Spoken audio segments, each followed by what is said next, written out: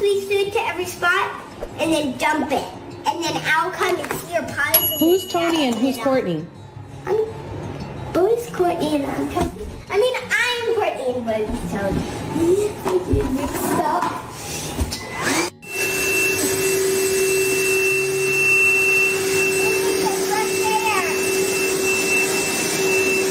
And you guys, I'm not kidding. I truly believe communication is the oil of relationships. The health of your communication really is the health of your relationship. Think about it. If you don't have communication, whether it be verbal or physical, you don't have a relationship with someone. That's why we call people strangers, is because you have yet to either A, acknowledge their existence in some way, or B, there's been zero communication with them. Therefore, cognitively and consciously, they do not exist. So the deeper you get into communication with someone, the deeper the relationship gets. The healthier that communication, the healthier the relationship. Communication is the game. How you communicate is the game, especially within marriage. That is the structure. So make your communication the best it can be, because your relationship will therefore be the best you can be. And communication is obviously learning how to communicate and also how to hear one another.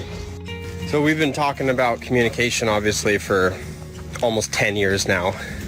We're very passionate about it, but recently we've been getting into health.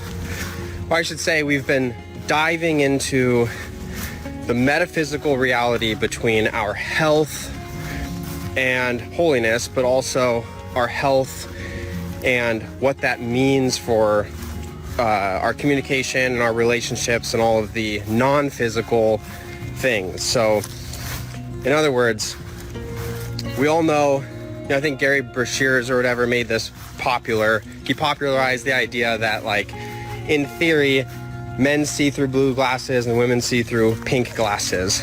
And that concept is simply a biological reality that things that are said and things that are heard differently on a metaphysical level. So to compound on that, the reason we believe chemicals and what we put in our bodies and our health is so important, because it literally will change your ability to hear and to see the other opinion, or to be able to communicate your opinion to the way that the other hears.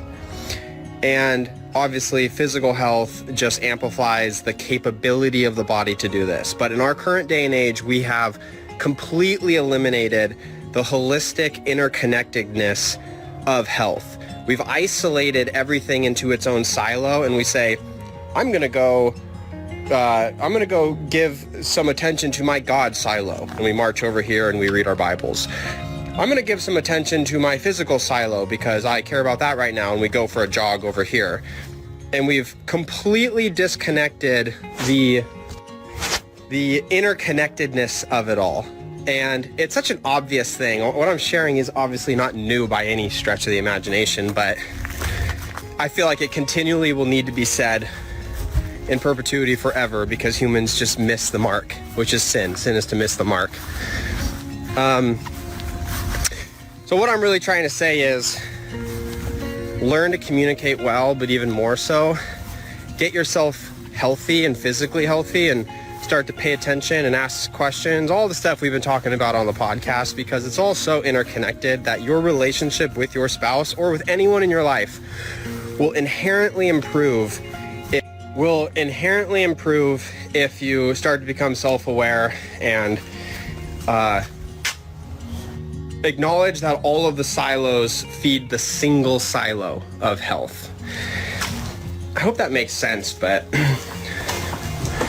maybe I need to work on my communication of it.